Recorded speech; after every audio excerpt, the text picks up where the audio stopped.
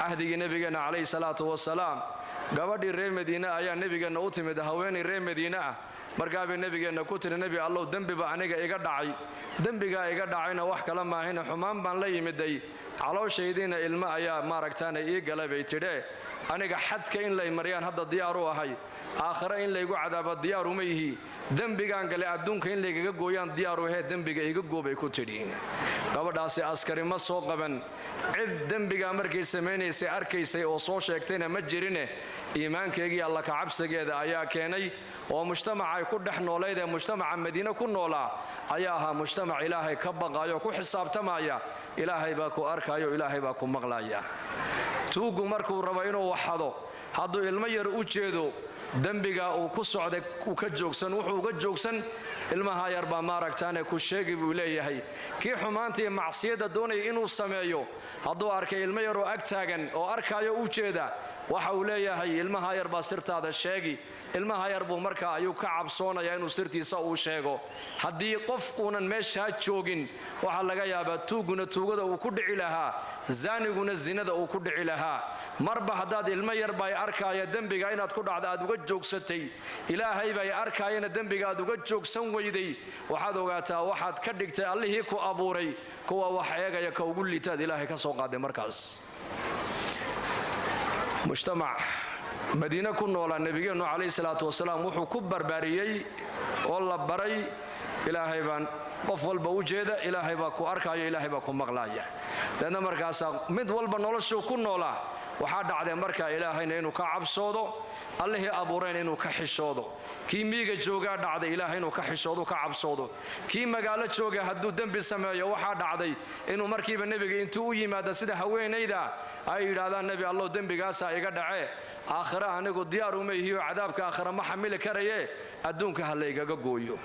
haweeneyda nabigu sallallahu alayhi wasallam wuxuu aabaha igu yeedh aabaheed bay u yeedhay markaa buu nabigu gabadhan si fiican u hayo dhaqaale ceebteedana ummadda ha u sheegin maalinta ilmaha ay dhashana ii keen buu nabigu ku yidhi calayhi salaatu wasalaam dadna markaaba ilmihii iyadoo wadatay nabiga u timiday haddana celi buu nabigu yidhi ilmaha soo nuuji markaa soo nuujisay naaska aad ka guriso haddana adiguna markaa ii soo noqo ii kaalay ilmiheegii oo cunto cunaya ayadoo waliba tusinaysa nabi maxamed calayhi salaatu wasalaam ilmahaasi inuu haddeetool iskii cunto uu qaadan karo ay nabiga u keentay u timiday markaa buu nabigu yidhi iyadii ilmaheega kala qaada waa la kala qaaday tiirkaas lagu xidhay ayadoo dharkeedii qabta ayaa dhagax lagu dilay waana sidii sharcigu ahaaba la mariyay salaatal janaazadeedii markuu nabigu yidhi ha ku tukatid ayuu nabigu calayhi salaatu wasalaam Umar baa joojiyo ku yidhi mazaaniyadan zinaysatay ilmahan dhashay waad ku tukanaysaa nabi Allah markaa buu nabigu yidhi Umar gabadhaas way toobad keentay toobad 70 inuu reer Madiina hadii loo qaybiyo ku filan lahayd buu rasuulku yidhi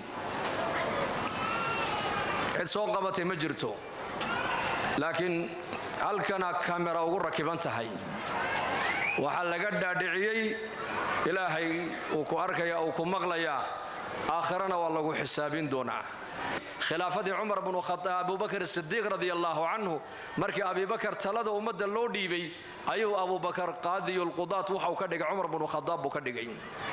6 bilood markuu booska uu hayo waa maxkamadda qaadiga ugu sareeyay ayuu Umar soo celiyay shaqadii marka Abu Bakr buu keenay maxaa dhacay buu ku yiri ya Amir ya Umar ma shaqadan ku dhiibay baad yareysatay may shaqadaadii dhiibtay waa shaqo weyn laakiin Abu Bakr waxaan ku sheegayaa 6 bilood ee halka aan fadhiyay laba qof oo isaysatay iimaan ummadani xaq Ilaahayna way garatay xaqi dhexdooda yaalayna way garato way ilaalisay xaakim ummadan ilaaliyo uma baahnee cabsida Ilaahay ummadani ay ka baqayso ayaa mid walba xaqiisi ilaaliyay shaqadan iga qabsay buu wadi cadaleysay bismillaahir rahmaanir rahiim alhamdulillahi rabbil alamin وصلى الله على نبينا محمد وعلى آله وصحبه أجمعين أما بعد أعوذ بالله من الشيطان الرجيم يا أيها الذين آمنوا اتقوا الله ولتنظر نفس ما قدمت لغد واتقوا الله إن الله خبير بما تعملون وقال النبي صلى الله عليه وآله وصحبه وسلم فاتقوا النار ولو بشق التمرة فمن لم يجد فبكلمة طيبة أو كما قال عليه الصلاة والسلام ilaahay baan u mahadnaqaynaa kulanka diineed inaga soo qaybgeliyey annagoo ka kala imana meelo kala duwan meelo kala fogfog waana tawfiiq ilaahay caza wajal qofuu khayr la doono ayaa ilaahay meelahan oo kale ilaahay uu keenaa inaad diin aad ka hadashaa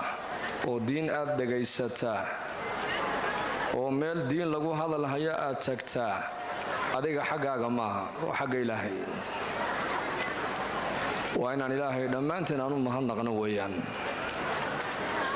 oo nimanka walaalaheen ee akhyaarta ee nagu dadaalay ee kulanka inoogu yeedhay ayakana waxaan ilaahay uga rajaynaynaa ilaahay camalkooda inuu ka aqbalo ee miisaanka xasanaadkana ilaahay uu ugu daro kole culammadu waynala hadleen waa laynala hadli doonaan diinta hadalkeeda oo dhanna wuxuu ku soo dhammaadaa waa ilaahay ka cabso ilaahayna cibaadadu inoo abuuray cibaadada qaayaheeguna waa alla ka cabsi yaa ayuha nnaasu icbuduu rabbakum alladii khalaqakum waaladiina min qablikum lacallakum tattaquun baa ilaahay yidhi dadkao dhan baa ilaahay la hadlayaa wuxuu leey dadow ilaahayna abuuray caabuda ininkoo keliya maaha macal kuwii inaga horreeya adduunkan imidayna ilaahay unbaa abuuray khaaliqu waa mid keliya makhluuqu ha fara bataan oo ha nuucya bataan laakiin khaaliqu waa mid keliya cibaada ilaahay noo abuuray inaan isaga caabudno oon isaga ka cabsoonno oon isaga weynayno oon isaga jeclaanno cibaadada qofku markuu la yimaado waxau ka dhaxla waa alla ka cabsi الحج أشهر معلومات فمن فرض فيهن الحج فلا رفث ولا فسوق ولا جدال في الحج وما تفعلوا من خير يعلمه الله وتزودوا فإن خير الزاد التقوى حجكي أحكامتي سيبا إلهي كقصور ما آيات داس وحلقوا سوق وقبيي حجك غايه سوى الله كعبسي عبادة غايه هو الله كعبسي soonka la soomayo qaayihiisu waa alla ka cabsi sadaqada la bixinayo qaayaheegu waa alla ka cabsi kulanka diinada laynoo qabtay iyo culummada nawcadinaysa qaayuhu waa alla ka cabsi ilaahayna abuuray inaan ka cabsanno oon ka baqno unba adduunka laynoo keenay ummadii hadday dumaysana waxay ku duntaa waa marka ilaahay abuuray ay garan weyda ummadii way dumi ummad haddii la doono in la dhisana waxaa lagu dhisaa allihii abuuray baa dadka la baraa dad haddaad aragto dad ilaahay garanaya oo ilaahay jecel oo ilaahay ka cabsanaya oo ilaahay rajaynaya oo ilaahay rumaysan oo ilaahay mar walba inay raalligeliyaan ku dadaalaya haddaad aragto dadkaasi way dhismayaan dad haddaad aragto ilaahay aanan ka cabsanaynin waliba u malaynaya ilaahay inuusan arkaynin markay dunuubta ay samaynayaan waxaad ogaataa mujtamacaasi uu ku daayo uu dumay ka dhigan tahay lidaalika nebigeennu calayhi salaatu wasalaam ummaddan markuu nebigeennu uu dhisaayey meesha uu ka soo bilaabay dhismaha dadka ayuu horta ilaahay baray taajirkii buu ilaahay ku xidhay faqiirkii buu ilaahay ku xidhay xaakimkii buu ilaahay ku xidhay haweenkii buu ilaahay ku xidhay dhallinyaradii buu ilaahay ku xidhay mujtamaca wuxuu nebi maxamed uu diyaariyuu hagaajiyey la dareengeliyey oo laga dhaadhiciyey ilaahay baa ku leh waxaad haysatana ilaahay baa ku siiyey waxaa kaa maqanee tabanaysana alla uunbaa kuu haya ilaahayna waa kuu jeedaa uu ku arkayaa uu ku maqlayaa ee ilaahay ka cabso innagu haddaan dadka luqada soomaaliga ku hadla aan nahay wadaad markuu ina wacdiyeen uuna yidhahdo ilaahay ka cabso waxaa laga yaabaa jawaabta inaan keenna markiiba soonnaka ilaahay ka cabsanna ma ilaahay haddaan ka cabsoonayno been ma sheegneen ilaahay haddaan ka cabsoonayna salaadu inama dhaafteen ilaahay haddaan ka cabsoonayna dulmi ma geysaneen ilaahay haddaan ka cabsoonayna dadka ma xamaneen ilaahay haddaan ka cabsoonayna ummadda iskuma dirneen ilaahay haddaan ka cabsoonayna dhallinyaradu siday rabto uma socoteen sida ilaahay rabaan u socon lahayn haddaad ilaahay garanaysid waxaad ogaan lahayd macaasi kuma dhacdeen cabsida ilaahay waa fareem gaadhigu hadduu bilaa fareem uu noqdo meel walba uu jiidhi qofku hadduu alla ka cabsi uunan lahayn meel walba uu jiidhi taqwada ayaa nolosha bini aadanka qurux badnaysa waman yattaqi allaha yajcal lahu min amrihi yusra wafalii qofka ilaahay ka cabsadee rabbigii ka baqa nolosha dhanba ilaahay wax uga dhigayaa fudayd buu ilaahay uga dhigayaa maanta dad badan baa nolosha ka cabanayo nolosha waa nagu adayg waxa nolosha adkaynaya waa iimaan la'aan waa alla ka cabsi la'aan waa diinta oo laga dheeraada nolosha ku adkaataa hadday dadku ilaahay abuuray u dhowaadaana ilaahay xidhiidh fiican la yeeshaan oo ilaahay casa wajalla ay ka cabsadaan nolosha inta kaleo dhanna way noo dhib yaraan qawaamu dunya arbaca cilmu alculamaa wa cadlu lumaraa wa sakhaa'u alaghniyaa wa ducaa'u alfuqaraa lowlaa cilmu alculamaa lahalaka annaasu baa la yidhi lahalaka aljuhaalu walowlaa cadlu lumaraa laakala bacduhum bacda walowlaa sakhaa'u alaghniyaa lahalaka alfuqaraa'u walowlaa ducaa'u alfuqaraa lahalaka alaghniyaa adduunka dhanba waxay culammadu yidhahdeen afar bay ku taagan tahay afar tiir cilmiga culammada iyo cadaaladda madaxda iyo deeqsinnimada dadka maalqabeennada iyo ducada fuqaradu ay ducaynayaan afartaasee adduunka dhanba uu ku taagan yahay cilmu alculamaa caalimka cilmigiisu inuu ina anfaco waa inuu caalimku noqda caalim ilaahay ka baqayo khashyo leh innamaa yakhsha allaha min cibaadihi alculamaa cadlu lumaraa madaxdu inay cadaalad samayso waxay u baahan yihiin inay ilaahay gartaan marka u horraysa hadday ilaahay ka baqaana ilaahay ay gartaan cadaalad bay la imanayaanoo way cadaalad samaynayaan hadduu qofku ilaahay uusan garanayn cadaalad samayni maayo dulmi baa noloshiisa ka soo bixi haddii ninka maalqabeenku ilaahay uunan ka baqayna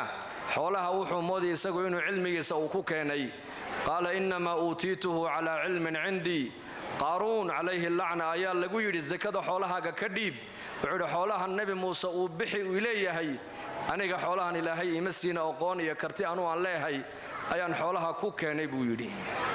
qofku hadduu alla ka cabsi uunan lahayn xoolihiisa wuxuu u malaynayaa inuu karti uu ku keenay hadduu laakiin ninka maalqabeenku alla ka cabsiyo iimaan uu leeyahay waxa uu garanayaa nicmadan ilaahay inuu u dhiibtay deedna lagu eeganayo la eegaya meeshuu ku bixinaya meesha kale deedna xoolihiisii meesha wanaagsan buu ku bixinayaa faqiirku hadduu ilaahay ka cabsoonayo faqiir wuxuu noqonayaa cafaafle oo dhowrsoon oo baahidiisana bini aadanka ka qarsanaya buu noqonayaa haweenku hadday ilaahay ka baqaan noloshoodoo dhan baa toosaysa cahdigii nebigeenna calayhi salaatu wasalaam gabadhii reer madiine ayaa nebigeenna u timid haweenay reer madiine ah markaabay nebigeenna ku tiri nebi allow dembiba aniga iga dhacay dembigaa iga dhacayna wax kala maahina xumaan baan la yimiday calooshaydiina ilmo ayaa maaragtaana ii galay bay tidhee aniga xadka in lay maryaan hadda diyaar u ahay aakhare in laygu cadaabo diyaaruma yihi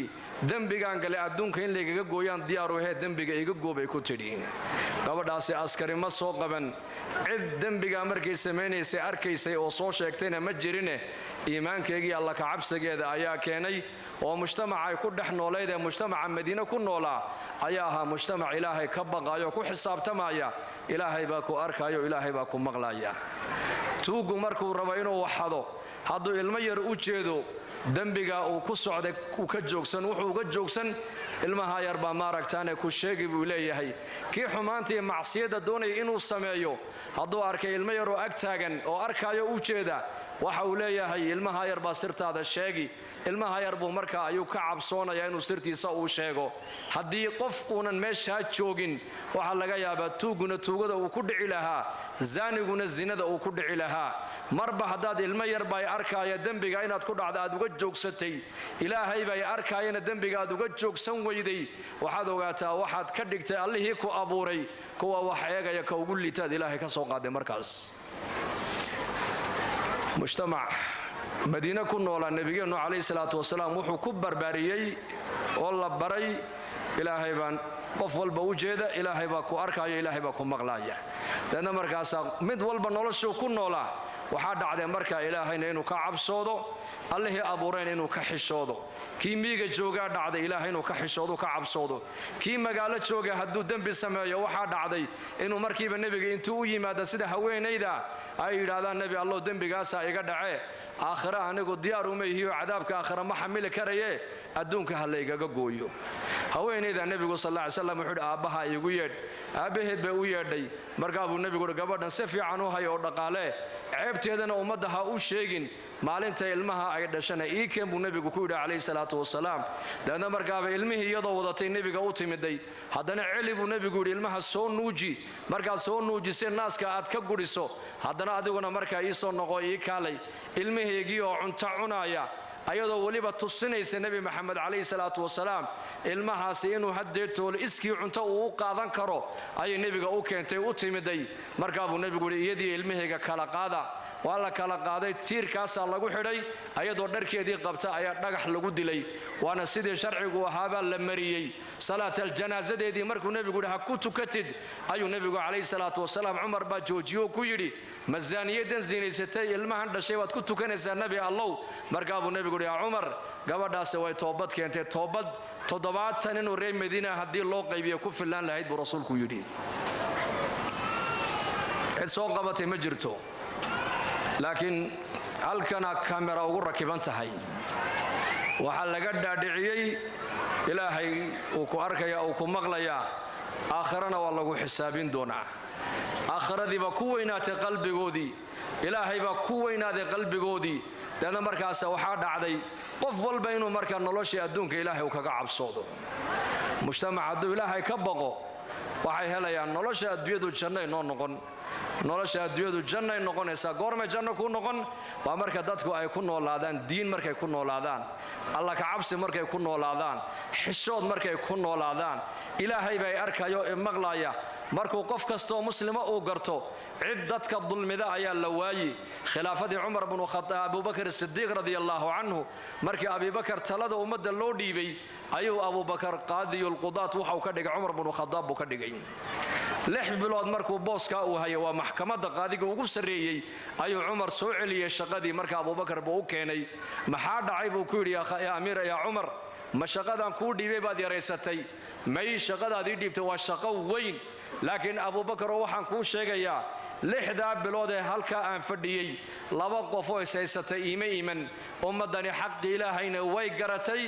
xaqii dhexdooda yaalayna way garato way ilaalisay xaakim ummadan ilaaliyo uma baahnee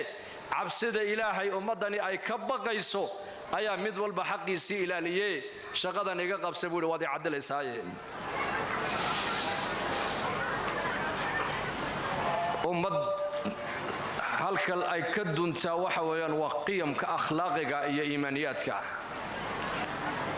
dad aragtid mujtamac ilaahay ka xishoonayn kana cabsanayn siday doonaanna u dhaqmaya haddaad aragto wuu dunsan yahayba mujtamacaas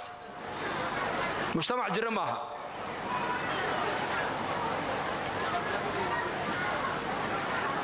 haddii sifaadka daakhiliga ee gudaha bini aadanka kaga jiray cabsida ilaahay ay ka mid tahay mujtamac ay ka baaba'aan qiyamka daahiriga muuqaalkuna waa ka dumaya si walba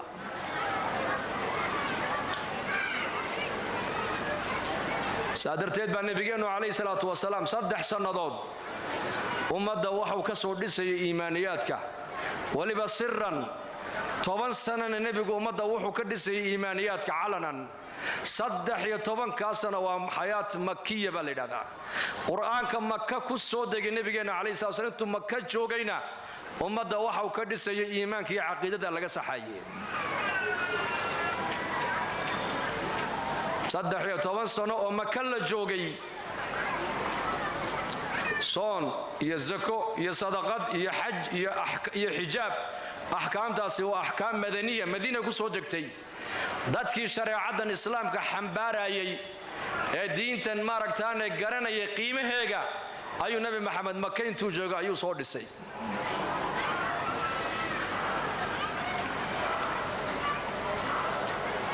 يوشك الأمم أن تداعى عليكم كما تداعى الأكلة على قصعتها قالوا أو من قلة نحن يومئذ يا رسول الله قال بل أنتم يومئذ كثير ولكنكم غثاء كغثاء السيل ولينزعن الله من صدور عدوكم المهابة منكم وليغدفن في قلوبكم الوهن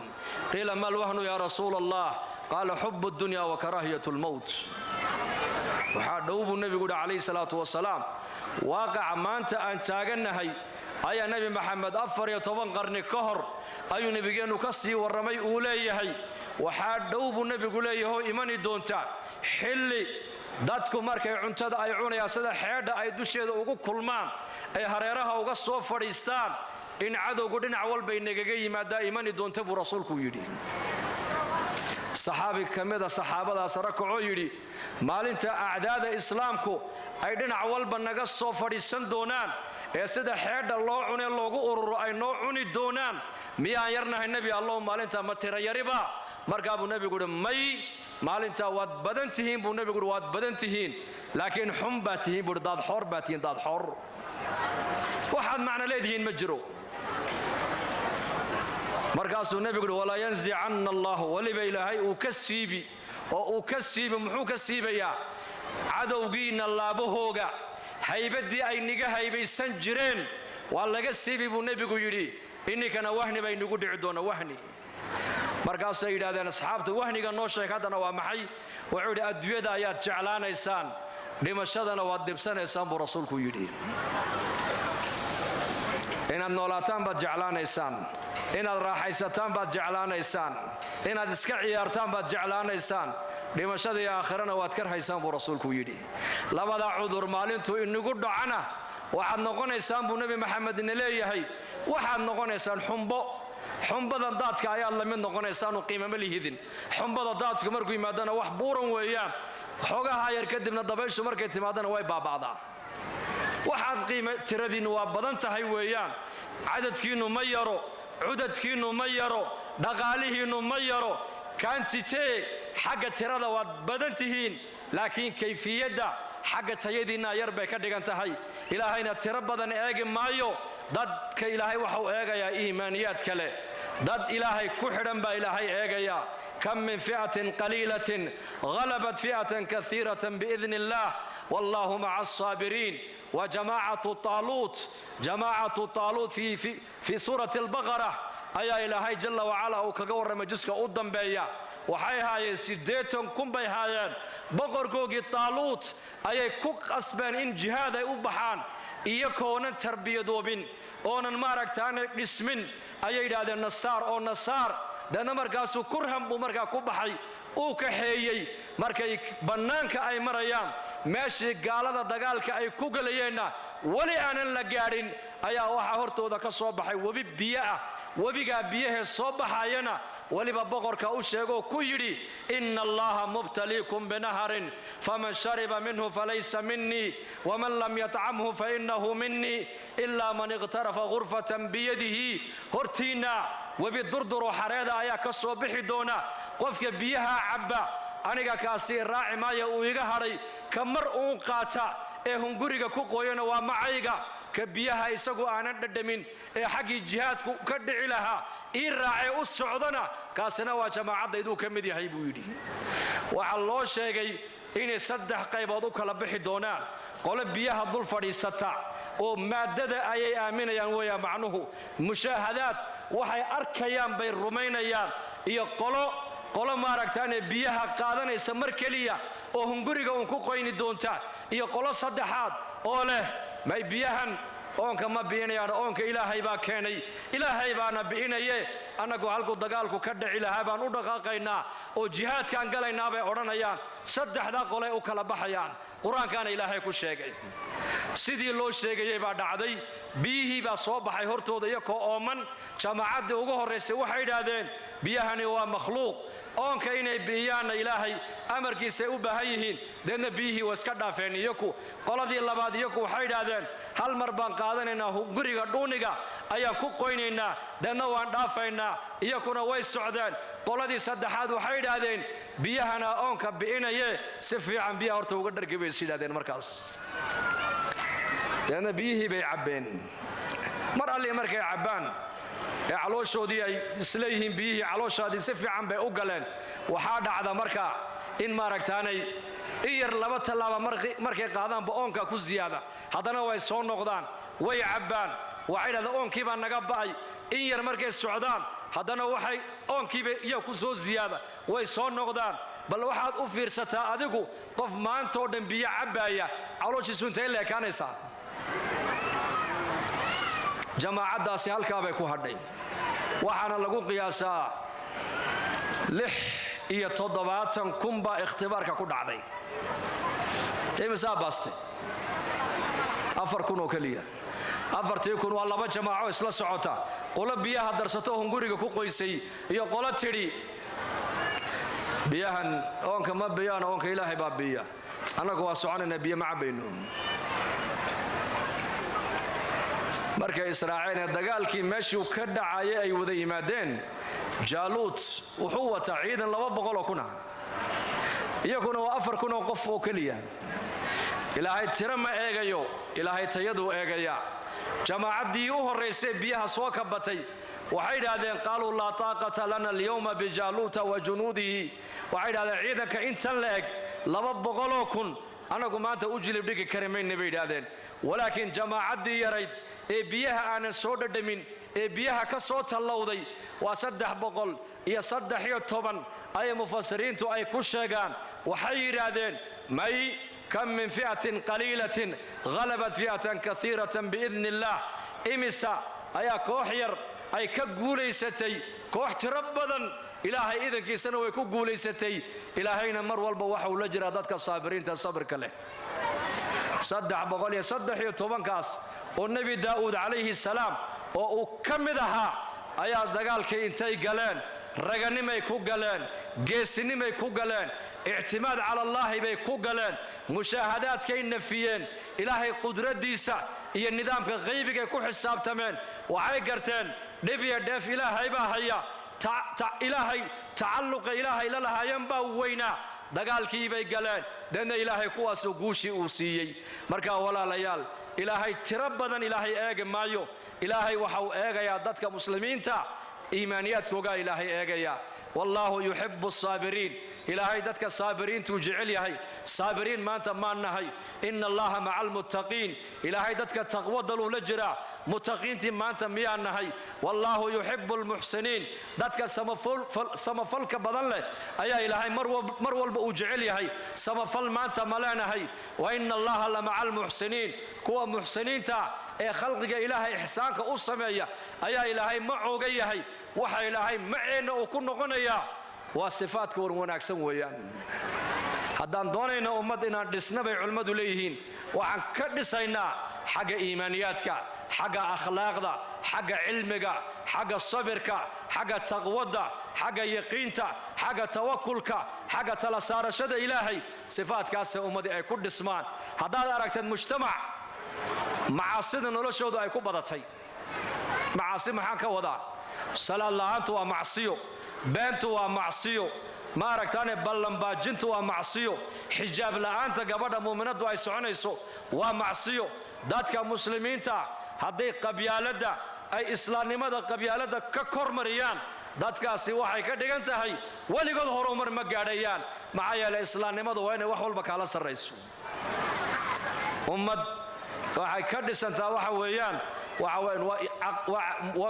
waa sifaadka caqadiga iyo maaragtaan qiyamka wanaagsan ee akhlaaqda wanaagsan taasaan u baahannahay marka inaan soo dhisno intay doontahay naga qaadato qarni ha qaadato 50 sano ha qaadato 30 sano ha qaadato annaga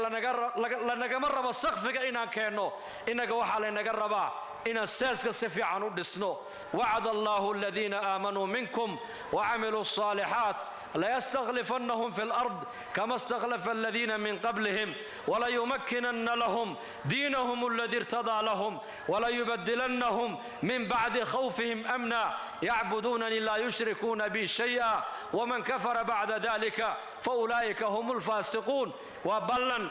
موعود يا مطلوب باك لجر موعود إلهي وحا بلن قاضيا waxna ilaahay baa inoo ballan qaaday in ilaahay dadka muslimiinta dhulka inuu makansiin waa mawcuud ilaahay baa ku ballan qaaday khilaafada ilaahay inuu dadka muuminiinta gacantooda soo galin waa mawcuud ilaahay baa ku ballan qaaday wuxuu ilaahay ku ballan qaaday halka buu ku yaala shaki kama taagno ilaahayna ballanka ka bixi maayo bini aadanka ballanka ka baxo lagu yaqaan ballan baajin ilaahay sifaadkiisa waxa kamida لا يخلف الميعاد إلهي بلن هدو قادو إلهي بلن كيسا وابوحن لكن إنك وحالينا قربا أذيك يعنيك وحالينا قربا إنان أساسنا مارتان مجتمع إيمان له عمل صالح له مجتمع إيمان له وحويا وأسبابها نمضة لقود نسو وإنان كينا مجتمع إلهي كحرا مجتمع وإنان كينا دين تودا إنتان آخرا لقارين أدونك دوشيدا كفايدي سنايا صدحدين النبي قال شيخ عليه الصلاة والسلام يكو صعوتا أيا قد بوريد بي مركا أيا كقلين بلد دحانا من روب أما عدو نقح وين با مركا بورتا كالصوش الوضي لأن بورتا قد كيجي ونقحي حري وصدحنن هل كاسي كجران markaasay cid ku ogi meesha ma jirto ilaahay un baa ku oga cid kale kuma ogo markaasay isla hadleen oo waxay sidhaadeen maanta halka cid in badbaadin karta ma jirto ilaahay mooyaane bal nin walow amalka aad isleedahay amalkaasa maalinta aad ilaahay dartii u qabatay oo ma aragtaane amal saalixa oo ikhlaas aha aad isleedahay bal maanta ku alla bari buu halka amalka ha ka badbaadiyo maantaas kii horeeyba marka ducada bilaabay waa amalku nin walba ugu rajo weyna oo islaha amalkaas maqbuul hayo ilaahay ka aqbalay oo ikhlaas aha kii horeeyba ducadii furfurto wuxuu yiri ya rab waad ogtahay laba waalid baan lahaa oo da'wa weyn labada waalid iyakoon caanaha siiyoon waraabiyo mooyaane ciyaalkayga cunto iyo caana ma siin jirin habeenada kamida xoolihii markay soo hoydeen in caanihii uga soo maalay ayaan caanihii la dul imiday waxaan arkay labadii waalidoo hurda ayaan arkay markaasaan gorofkii caanuhu ay ku jireen kor baan u qaaday ciyaalkayga iyo awlaadaydiina jilbaha ay haystaan waxay leeyihiin aabba caanaha nasii markaasaan ku idhi nisiini maayo labadayda waalidoo horta iyaka aan siiyo mooyaane iyakana kicini maayo ilaa iyagoo hurdada ka soo kaca mooyaane habeenka oo dhan baan la dul taagnaa gorofkii caanaha ubadkaygina lugahay ay haysteen waagi markuu dhawaaday inuu bariyo ayay labadii waalid hurdadii ka soo kaceen markaasaan gorofkii caanaha iyakii siiyey kadib baan ubadkaygii siiyey ilaahow maalinka haddaan labadayda waalid aan sidaa ugu yeelay inaan adiga kugu raali geliyo ilaahow dhibaatada maanta aan ku jirno adaa naga saari kare ilaahow dhibtaa naga saar buu yidhi markaas رضا الرب في رضا الوالدين هذا دونت إلهي رالين وكان نقضه لبدا هذا والد رالي قلي الضون المير ويلي قبل متكا دونتا هو هدي لبدا هذا والد أي كو عرون أيام وعادوا قاتا إلهينا وكو عرون أوغو هدي لبدا هذا والد رالي أي كان نقضان إلهي بار رالي كابي كدقانتا لأن مركا دقحي أو دقاقي كي لباد بالليل هيا دقون الدعاء isaguna ducadii buu bilaabay yaa rabbi waxaa jirtay gabadh ina adeertaya oo aad u qurux badan gabadhaas inta oo jeer baan shokaansaday way iska kay diiday inaan xumaan u geysto baryaha kamida abaar baa dhulkii ka dhacday anigoo hanti badan haysta ayaa xilliga abaareedku ku soo hagaagay ayadoo baahan bay ii timiday markaasaan ku idhi waad ogtahay inaan aad ku jecelahay barina waad diiday maanta baahi baa ii ka keentay qolka ina geliyo dana waxaan doonaan kugu sameeyni kadibna waxaad doonto xoolo anigu waan ku siini baahidii ii keenta markaa gabadhii way iska ogolaatay baahi baa jirto abaar baa jirtay qolkii markaan la galay ee labadeeda lugood dhexdeeda aan fadhiistay halkaasna waa meel adag weeyaan ayay igu tidhi yaa ayuha rajul war addoonkan ilaahayow ilaahay ka baqo farjigayga xaaraan ha ku jabin bay igu tidhi xaaraan yaa markaan maqlay ilaahay ka baq markaan maqlay halkaasaan ka soo noqdoon ka kacay cabsidaadaan uga soo kacay maradii baan saaray iyadii deedna waxay xoola doonaysay oo dhan ayaan intoon u buuxiyey ayaan sabootiyey haddii maalinka cabsidaada halka aan ugaga soo noqday ilaahoo dhibaatada aan ku jirna maanta naga saar buu yidhi dhagaxiina uu dhaqaaqay kii saddexaad baa lagu yidhi adiguna ducadaadiiba hadhee ducadaada bilow isaguna ilaahay buu baryo wuxuu yidhi yaa rabbi waad og tahay addoon waxaan ahay dad badan shaqaalaysiin jiray dad badan baa ii shaqayn jiray maalin maalmaha ka mida markaan mushaarkoogii aan siisiinayay mid ka mida ayaa mushaarkiisii inuu qaatay iska diiday beri dambo abaari ay dhacday ayuu ii yimiduu yidhi war berigaa lacag baan kaaga tegay mushaarkaygiiyo mushqaayadaydiiyo isii markaasaan ku yidhi xoolaha maad arkaysaa waxaasoo geela waxaasoo lo'a waxaasoo adhiya adiga iska leh qaado markaasuu qaadan waayo wuxuu yidhi war maad igu dheeldheelaysaa abaar baa dhacdee oo adduunkii waa la kala guuree mushaarkii yaraan kugu lahaa iska kaysii markaasaan ku yidhi may kugu dheeldheeli maayo lacagtii berigii aad ka cadhooteed ka tegtay shirkadayda kambanigayga ayaan sheerkaaga dhigon kuugu daray wallaahi xoolahaasoo dhan adaa iska leh kaxayso markaasuu farxay uu duceeyey yaa rabbi buu yidhi kiina haddaan addoonka xaqiisii sidaa aan iskaga ilaaliyey anigoo adiga kaa cabsoonaya ilaahoo dhibaatada adaa naga saari karee ilaahoo dhibaatada naga saar buu yidhi dhagaxii uu dhaqaaqay saddexdood iyagoo nabad qabay halkii ka soo baxeen ayuhalmuslim diintaada hadday adduunka dusheeda wax ku tari weydo aakhare wax ku tari mayso ogow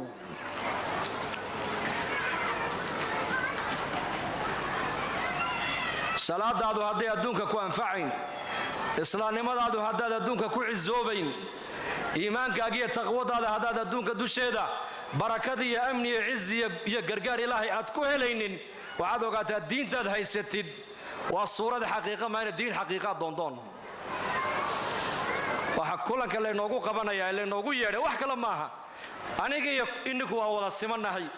waxaa suuragala ininku inaad iga diin fiican tihiin waxay culummadu ayna leeyihiin diinta maanta waan haysannaa waa ku dhalanay diinta islaamka laakiin kuma dhaqanno seen diinta markaa ugu dhaqannaa inaan diinteenna ku dhaqanno waxaan u baahannahay mujtamac inaan soo dhisna diiniya ilaahay waxau nagula xidhiidhayaa innakana waa diin waxaan ilaahay gargaarkiisa ku helaynaa waa diin waxaan nabadgelyada ku helaynaa waa diin waxaan ku guulaysanaynaa waa diin ummadnimadu waxay ku dhismaysaana waa diin marka wakhtigii laga qabtay kolley waa joogaa ilaahay cilmiga iyo caqliga iyo caafimaadka allah inoo barakeeyo dardaarankaasi insha allah waa inoo socon doonaa culimmaduna waynala joogaan aniga lafahanteedana dardaarankaasi waan siinayaa inaan dib iskugu noqonno oo qof walba ilaahay cilaaqaadka ula leeyahay inuu dib ugu noqdo waa dantayda waa dantaada waana danta mujtamaceenna amni iimaankana allah inoo siyaadiyo cibaadadana allah inaga aqbalo kulankii awliyada allaha ka dhigo dadkaynaga bukana allah inoo shaafiyo wixii kurbaysan kurbada allaha ka faydo muslimiinta mustadcafiinta la laynayna allaha u gargaaro sala allahuma calaa nabiyina muxamed